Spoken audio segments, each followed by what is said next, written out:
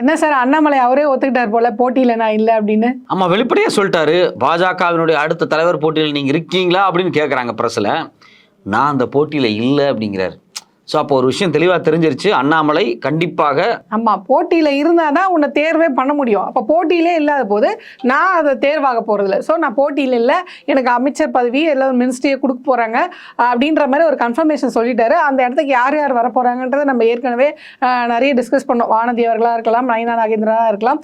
அவங்க சில ஜாதி ஓட்டு அடிப்படையில் வச்சும் பிஜேபி வேலை செய்யுது. கருப்பு முருகானந்தம் இதெல்லாம் இருப்பாங்க. முக்கியமாக முக்களத்தோரோட ஓட்டை வந்து அவங்க கான்சன்ட்ரேட் பண்ணுறாங்க. அதுக்காக தான் வந்து சசிகலா டீமை உள்ள கொண்டு வராரு. இவங்களுக்கு இது பண்ற மாதிரி ஒரு டீம்ன்றாங்க. இப்போ என்ன பிரச்சனைனா, ஏற்கனவே நம்ம ஒரு போஸ்டர் பார்த்தோம் பார்த்தீங்களா, அதாவது சிம்பிளா அடிச்சாங்க, வேண்டும் வேண்டும் அண்ணாமலை வேண்டும், வேண்டாம் வேண்டாம் அதிமுக வேண்டாம். இப்போ ரீசெண்டா அம்பத்தூர்ல பாடி இந்த வட்டாரத்தில் சென்னைக்குள்ள போஸ்டர் அடிச்சு ஒட்டியிருக்காங்க. அதாவது என்னன்னா, ஆண்ட கட்சி ஆளும் கட்சி டேஷ் கட்சி 3 பேரும் கூட்டணி, ஆனா நாங்க அண்ணாமலை பக்கம்தான், அண்ணாமலை பின்னாடி தான் இந்த தமிழக இளைஞர்கள்லாம் வந்து நிற்பாங்க. அதாவது இங்க அவர் வந்த பிறகு தான் நிறைய இளைஞர்களை ஒரு கூட்டணி சேர்த்தாரு, பிஜேபி பெரிய வளர்ச்சி அடைஞ்சது.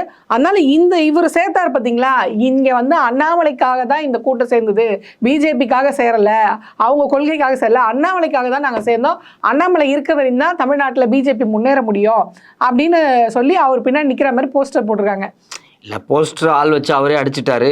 அடிப்படையில் அண்ணாமலை வந்ததுக்கு பிறகு இந்த கட்சி வந்து ஒரு சோஷியல் மீடியா டிபேட்டுக்கு வேணா வளர்ந்துருக்கு.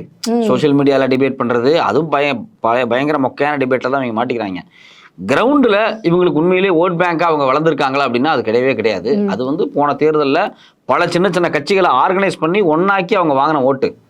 ஸோ அதனால் அதை மையமாக வச்சு பார்க்கும்போது இவங்கெல்லாம் ஒன்றும் வளர கிடையாது. ரெண்டாவது, அண்ணாமலைக்காக ஆதரவாளர்களாக போஸ்ட் ஒட்டுறாங்க இல்லையா, இவங்க எல்லாமே வந்து முழுக்க முழுக்க அண்ணாமலையினுடைய இன்ஸ்ட்ரக்ஷன் தான் ஒட்டப்படுது. ரெண்டாவது, நம்ம இன்னொரு விஷயம் என்ன பார்க்க வேண்டியதாக இருக்குன்னா, காலையில் எச் ராஜா அவர் வந்து ப்ரெஸ் மீட் சொல்கிறாரு, நான் தான் இந்த கட்சியிலே ரொம்ப நாளாக ஒரே பதவியில் இருக்காரு, நீங்கள் அந்த பதவியில் தான் இருக்கணும், வேறு பதவி உங்களுக்கு தரமாட்டாங்கன்றது வேற விஷயம். அவர் என்ன சொல்கிறாரு, நான் போர்டு மெம்பர், முடிவு எடுக்கிறதுல எல்லாமே எனக்கு தெரிஞ்சுதான் முடிவு எடுக்கும்.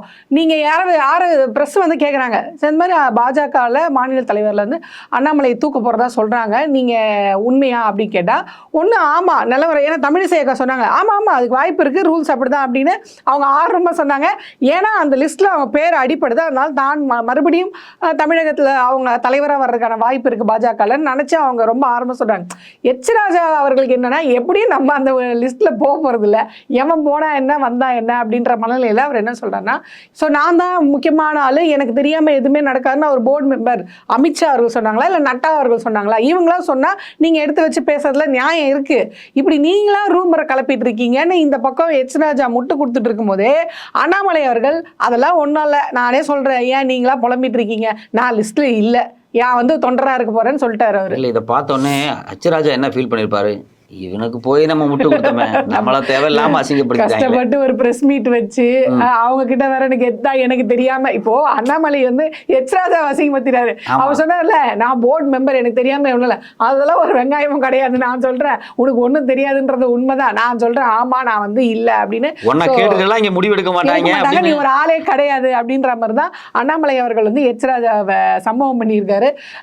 ஸோ இது எப்படி காட்டுதுன்னா, நம்மளே போறோம், இனி என்ன இவங்களெல்லாம் மதிச்சுட்டு இது பண்ணி பார்த்துக்கலாம் அப்படின்ற மாதிரி எச் ராஜா மீறி இது பண்ணியிருக்காரு. சரி, இவங்க தான் இப்படி பண்ணியிருக்காருன்னா, இன்னொருத்தர் வந்து சட்டசபையில் ஒரு பெரிய சம்பவம் பண்ணியிருக்காரு எடப்பாடி அவர்கள். என்ன நீட்டை பத்தி பேசினாரா இல்ல வேற என்ன வகுப்பு சட்டத்தை பத்தி எல்லாம் பேசினாரா அவரு? நான் கூட இன்னைக்கு ஸ்டாலின் அவர்கள் வந்து ரொம்ப இதுவாக சொன்னாரு, நம்ம கொண்டு வந்த நீட் சட்டத்துக்கு எதிராக, நீட்டுக்கு எதிராக நம்ம கொண்டு வந்த சட்டத்தை வந்து டெல்லியில் மோடி அவர்கள் கவர்மெண்ட் வந்து ரிஜெக்ட் பண்ணிருச்சு, இருந்தாலும் நாங்கள் இதுக்கெல்லாம் பயந்து நின்றுட மாட்டோம், அடுத்த கட்டமாக நாங்கள் உச்ச நீதிமன்றத்தை, அதாவது நீதிமன்றத்தை நாங்கள் நாட இருக்கோம், அடுத்தடுத்த வேலையை நாங்கள் தொடர்ந்து செய்வோம், நாங்கள் அதுக்கெல்லாம் சளைக்க மாட்டோம், நம்ம மாணவர்களாக நாங்கள் நிற்கிறோன்னு ஸ்டாலின் அவர்கள் சொல்லியிருக்காரு. இவர் ஒரு எதிர்கட்சி தலைவராச்சு. ஏன்னா இப்போ நேற்று கூட வந்து வக்பு சட்டத்துக்கு வந்து எதிராக, வக்பு சட்டம் கொண்டு வந்ததுக்கு எதிராக தமிழக சட்டமன்றத்தில் எதிரான தீர்மானம் கொண்டு வந்தாங்க, அதுக்கு ஆதரவு அதிமுக கொடுத்தது. அதே மாதிரி ராஜ்யசபாலையும் வந்து இவங்களுடைய எதிர்ப்பான இதுதான் கொடுத்துருக்காங்க.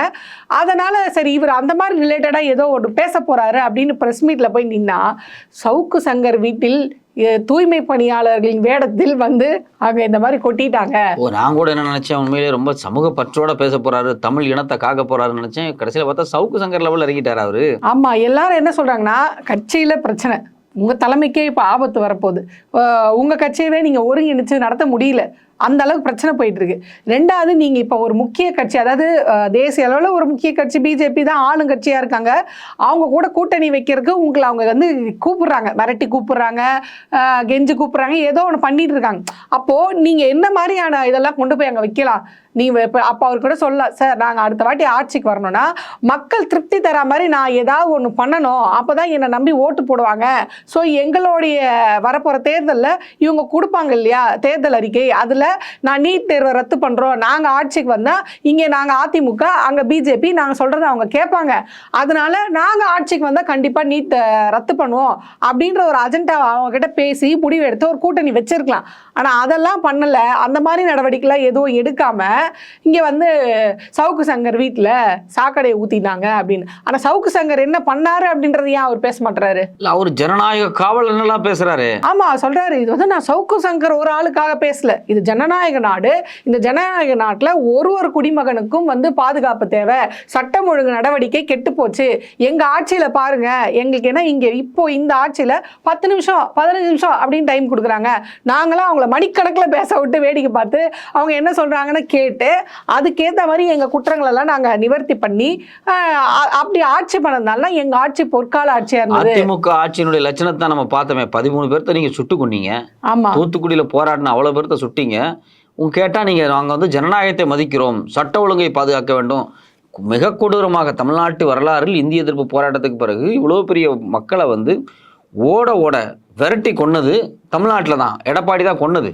சீமான் அவங்க சித்தப்பா தான் அவர் தான் கொண்டாரு. விஷயம் என்ன அப்படின்னா, 2000ங்களுக்கு பிறகு இந்தியாவில் தமிழ்நாடு எவ்வளோ பெரிய வளர்ச்சி அடைஞ்ச மாநிலம், இவ்வளோ பேர் படிச்சிருக்கான், ஃபாரின்ல வேலை பார்க்குறான், இவ்வளோ பெரிய ஸ்டேட்டில் நீங்கள் ஒரு ஜனநாயக அமைப்புகள் இருந்துட்டு ஒரு முதலமைச்சராக இருந்து சுட்டு கொண்டுட்டு எனக்கு தெரியல, நான் பத்திரிகையில் தான் பார்த்தேன் அப்படிங்கிறாரு. இதை விட ஜனநாயகத்தை கேவலமாக குழி தோண்டி போதிச்சு இந்த உலகத்திலேயே யாரும் கிடையாது. இவர் வந்து ஜனநாயகத்தை பற்றி பேசுகிறாரு. சவுக்கு சங்கர் முதல்ல யாரு? சவுக்கு சங்கர் ஒரு புரோக்கர்.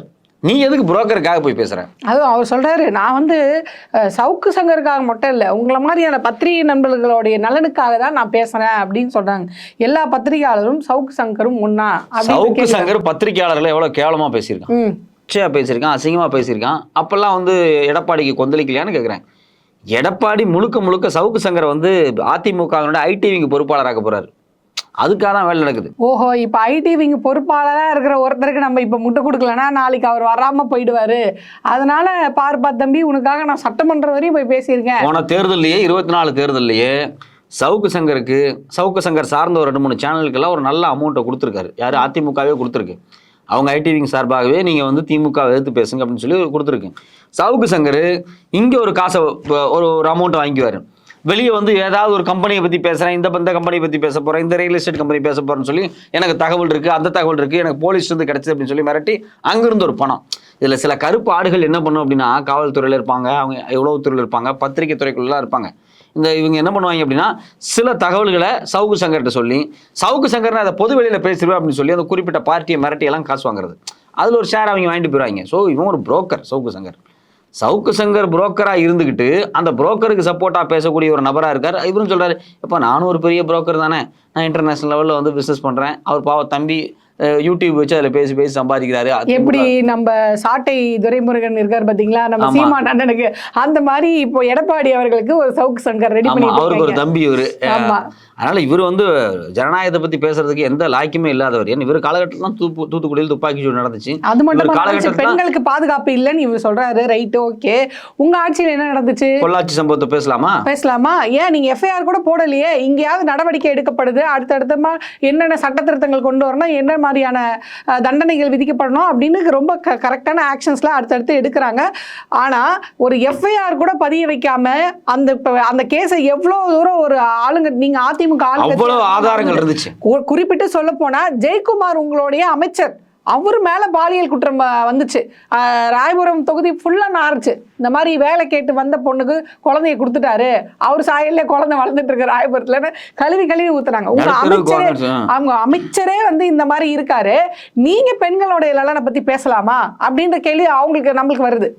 அதாவது சட்டமன்றத்தில் இருந்து வர்றாரு, சட்டமன்றத்தில் பேசுறாரு, சட்டமன்றத்துக்கு வெளியே வந்து பிரஸ் மீட் கொடுக்குறாரு அப்படின்னா உண்மையிலே தமிழக மக்கள் சார்ந்து இந்த தமிழ்நாட்டு மக்களுடைய பல பிரச்சனைகள் சார்ந்து குரல் கொடுக்கணும். ஆமா, அதெல்லாம் விட்டு சவுக்கு சங்கர் மாதிரியான ஆட்களுக்கு வந்து ஒரு புரோக்கர் வேலை பார்க்குறாரு. இதுல முக்கியமான விஷயம் என்னன்னா, இந்த அண்ணாமலை, இந்த எடப்பாடி, இவங்களுக்கு எல்லாத்துக்கும் சவுக்கு சங்கர் வந்து ஒரு பலம். ஏன்னா திமுக எதிர்க்கிறதுக்கு இல்ல மற்ற கட்சிக்காரங்களை எதிர்க்கிறதுக்கு இதுக்கு எல்லாத்துக்குமே வந்து பின்னாடி இருந்து வேலை பார்க்கக்கூடிய ஒரு நபர். ஏற்கனவே பாத்தீங்கன்னா சவுக்கு சங்கர் வந்து இந்த டாஸ்மாக் குறித்து எல்லாம் பயங்கரமா பேசி அது நடக்குது இது நடக்குது அப்படின்னு சொல்லி ஒரு பில்டப்பை கொடுத்து ஒரு பெரிய இஷ்யூவை கிரியேட் பண்ணிட்டே இருந்தார். இவங்க எல்லாம் கிரியேட் பண்ண ஒரு விஷயம் தான் அது. ஸோ இதெல்லாம் கொஞ்ச நாளைக்கு தான். ஏன்னா அண்ணாமலை அவர்களுக்கு அவர் வந்து சொல்லிட்டாரு, நான் இல்லப்பா, அடுத்து நான் இல்லை அப்படின்னு சொல்லிட்டாரு. அடுத்து எடப்பாடி சொல்லுவாரு அப்படின்ற ஒரு தகவல் நம்மளுக்கு வருது. ஏன் அப்படின்னா வர 6ஆம் தேதி மோடி அவர்கள் தமிழகத்துக்கு வராரு. அப்போ இவங்க 2 பேர் யாருன்னா ஓபிஎஸ் இபிஎஸ் இவங்க 2 பேரையும் சந்திக்கிறதுக்கு ஒரே தேதியை ஒரே இடத்த ஒதுக்கியிருக்காரு. ஸோ அந்த நேரத்தில் நம்மளுக்கு ஃபைனலைஸ் ஆகிடும். இந்த மும்முனை போட்டி இருக்கு பார்த்தீங்களா, அதாவது தமிழ்நாடு தேர்தலில் மும்முனை போட்டி இருக்கு, அது வேற விஷயம். இங்க அதாவது திமுகல ஒரு முன்முனை போட்டி இருக்கு. யாருன்னா ஓபிஎஸ் இபிஎஸ் செங்கோட்டையன் அவர்கள். இதுல யாரை அவர் பிக் பண்ண போறாரு, யாரை டீல்ல விட போறாரு அப்படின்னு பார்த்தா ஒரு பாட்டா இருக்கும். ஒரு மந்தையில் வைத்து 2 ஆடுகள் வேறு பாதையில் சந்திக்கும் போது பேச வார்த்தை இல்லையே அப்படின்ற மாதிரி ஓபிஎஸ் இபிஎஸ் சந்திக்க போறாங்க. பேசவே வேண்டாம், நான் பாத்துக்கிறேன், நீங்க கிளம்புங்க.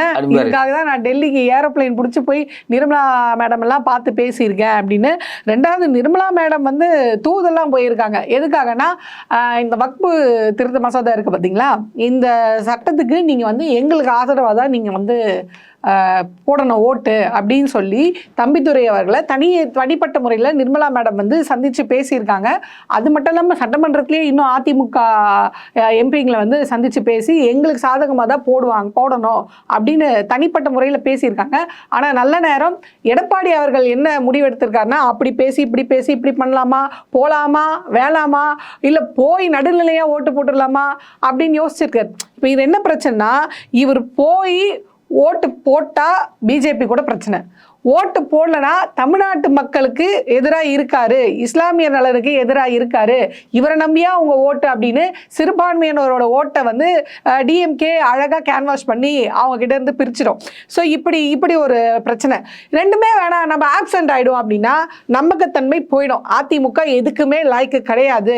ஒன்று நீ இருக்குன்னு ஆமான்னு அவங்க பக்கம் போயிடு, இல்லைன்னு எங்கள் பக்கம் வந்து நின்றுடு. எதுவுமே இல்லாமல் முதுகிலையே இல்லாமல் நம்ம போகாமல் இருந்தால் அது அதை விட பிரச்சனையாக போயிடும் அப்படின்னு இப்படி பேசி ஒரு முடிவுக்கு வந்து எதிர்ப்பு தெரிவிச்சிட்டாங்க அதிமுகவுடைய எம்பிகள். இதுக்கும் ஒரு காரணம் என்ன சொல்றாங்க அப்படின்னு பார்த்தீங்கன்னா, ஏன்னா வரப்போற தேர்தலில் மக்கள் இவங்களை நம்பணும், அதிமுக தான் திமுகவுக்கு மாற்று அப்படின்னு நம்பணும்னா எப்படி நம்ம பிஜேபி தொடர்ந்து என்ன சொல்லுவோம், பிஜேபி ஒரு நாளும் தமிழக மக்களுடைய நலனுக்காக நிற்காது, அது தொடர்ந்து பிஜேபியோட கொள்கை சித்தாந்தத்தில் தான் இயங்கும். ஆக அதை வந்து நம்ம கண்மூடித்தனமா நம்ம ஏத்துக்காம இருக்கிறதே நல்லதுதான், அதை ஏத்துக்க வேண்டாம், ஏன்னா நம்மளுக்கு நல்ல தெளிவா தெரியுது. ஸோ இந்த அஜெண்டா வந்து நம்ம ஏடிஎம்கே மேல செலுத்த முடியாது. அப்போ செலுத்தாம இருக்கணும்னா இந்த மாதிரியான ஒரு ஸ்டாண்ட் எடுத்தாக வேண்டிய அவசியம் அவருக்கு இருக்கு. அதனால தான் இப்படி ஒரு ஸ்டாண்ட் வந்து எடப்பாடி அவர்கள் நேற்று வந்து எடுத்திருக்காரு. ரொம்ப சரியா வந்து பேசியிருக்காரு, ரொம்ப சரியா எதிரான ஸ்டாண்ட் எடுத்திருக்காங்க. ஆனாலும் மக்கள் கிட்ட இன்னும் ஒரு நம்பிக்கை வரல. அதாவது இந்த ஸ்டாண்ட் எப்படி எடுத்தாவது நமக்கு சிறுபான்மையான ஓட்டு கிடைக்குமா அப்படின்னு அதிமுக வந்து நினைக்குது. ஆனா நீங்க வைக்கிற கூட்டணி சரியில்லையே. கண்டிப்பா வந்து நீங்க பாஜகவோட கூட்டணி வைக்கும்போது ஒரு பெரும் தொகையான சிறுபான்மையினர் ஒரு ஓட்டு கூட போட மாட்டான் அதிமுக. ஏன்னா இப்ப சந்திரபாபு நாயுடுக்கும் பீகார் முதல்வருக்கும் அதே பிரச்சனை தான். ஏன்னா சந்திரபாபு நாயுடு வந்து எல்லாரும் எதிர்பார்த்தாங்க ஒரு சிறுபான்மையர் ஓட்டை வந்து அவர் இழக்க மாட்டாரு, அதனால கண்டிப்பா வக்பு திருத்த மசோதா சட்டம் இருக்கு பார்த்தீங்களா, இதுக்கு ஆதரவு தெரிச்சு ஓட்டு போட மாட்டாரு அப்படின்னு வந்து பீகார் முதல்வரோட சந்திரபாபு நாயுடுவோடைய ஓட்டை, அவங்களுடைய எம்பிங்களோட ஓட்டை வந்து ரொம்ப கவனமா கண்காணிச்சாங்க. ஆனா துரதிருஷ்டவசமா அவர் வந்து அதை பத்திலாம் ஃபீல் பண்ணாம ஆதரவா ஓட்டு போட்டிருக்காரு. ஸோ இந்த மனநிலையை நம்ம எப்படி, நிதிஷ் கட்சியை சார்ந்த 2 பேரே வந்து ஒரு கட்சி விட்டு வெளியே போயிட்டாங்க. இன்னத்துக்கு 2 எம்எல்ஏக்கள் வந்து நாங்க வந்து வெளியே போறோம்னு சொல்லிட்டாங்க. ஸோ விஷயம் என்ன அப்படின்னா, வரப்போற பீகார் தேர்தலில் மொத்தமாகவே களம் மாறப்போது இது மோடிக்கு ஒரு மிகப்பெரிய ஆப்பா போய் முடியும். அதாவது வகுப்பு சட்டம் வரும்போது நாம எவ்வளவு உறுதியோடு இருந்தால் அந்த உறுதியை காமிக்கும் போது மட்டும்தான் சிறுபான்மையின மக்களுக்கு வந்து நம்பிக்கை வரும்.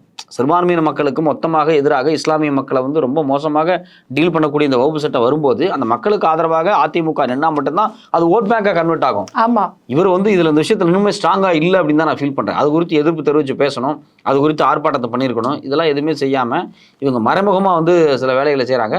ரெண்டாவது, நம்ம இந்த தேர்தல் களம் அப்படிங்கிறது வந்து 26 தேர்தல் களம் அப்படிங்கிறது முழுக்க முழுக்க வந்து திமுக வெர்சஸ் அதிமுக அப்படிங்கிற களம் தான் திரும்பியும் அது உருவாயிருக்கு. அப்ப தாவேகா தாவேக்கா 3ஆவதா வரும், 4ஆவதா வரும். அப்படி ஒரு கட்சி வந்து ஒரு பெரிய ஓட் அப்ப பேங்க். நாம் தமிழர் நாம் தமிழர்லாம் இந்த வருஷம் ஏற்கனவே இருக்கிற ஓட்டையும் மொத்தமாக இழக்க போகிறாங்க. ஸோ அதனால் வழக்கம் போல களம் வந்து திமுக வர்சஸ் அதிமுக தான். அதில் அதிமுக தன்னை என்னவாக பலப்படுத்திக்குது அப்படிங்கிறது என்னவா காட்டிக்குது மக்கள் கிட்ட அப்படின்றத வச்சுதான் அவங்களுக்கு இந்த ஓட்டு விழுறதுக்கான வாய்ப்பு இருக்கு. அதே மாதிரி அண்ணாமலை அவர்கள் வந்து வழக்கம் போல எப்படி கல்வித்துறை அமைச்சர் இருக்கார் பார்த்தீங்களா, மத்திய கல்வித்துறை அமைச்சர் சொன்னார் பார்த்தீங்களா, அது தப்பே இல்லைன்னு முட்டு கொடுத்தாரு. எம்பிங்களை நாகரிகமற்றவர்கள் சொன்னதில் தப்பே இல்லைன்னு முட்டு கொடுத்தாரு. மன்னிப்பு கேட்க வேண்டிய அவசியம் இல்லைன்னு முட்டு கொடுத்தாரு. இந்த எம்பி சீட்டு குறையதை பற்றி அதெல்லாம் அச்சப்பட வேணான்னு முட்டு கொடுத்தாரு. மாதிரி வழக்கமாக அவர் பாணியில் வக்பு மசோதா அதாவது திருத்த சட்டத்தில் வந்து தப்பே இல்லை, அது பிஜேபி பண்ணது சரிதான் அப்படின்னு வழக்கம் போல் ஒரு முட்டும் கொடுத்துருக்காரு. ஏன்னா அவர் முடிவு பண்ணிட்டாரு, இனி நான் இல்லை, இந்த கட்சி எப்படி போனால் எனக்கு என்ன, எப்படியோ போங்க அப்படின்ற மனநிலைக்கு வந்துட்டாரு. ஸோ பொறுத்து இருந்து நம்ம பார்ப்போம் யார் யார் யார் யார் கூட கூட்டணி வைக்கிறாங்க.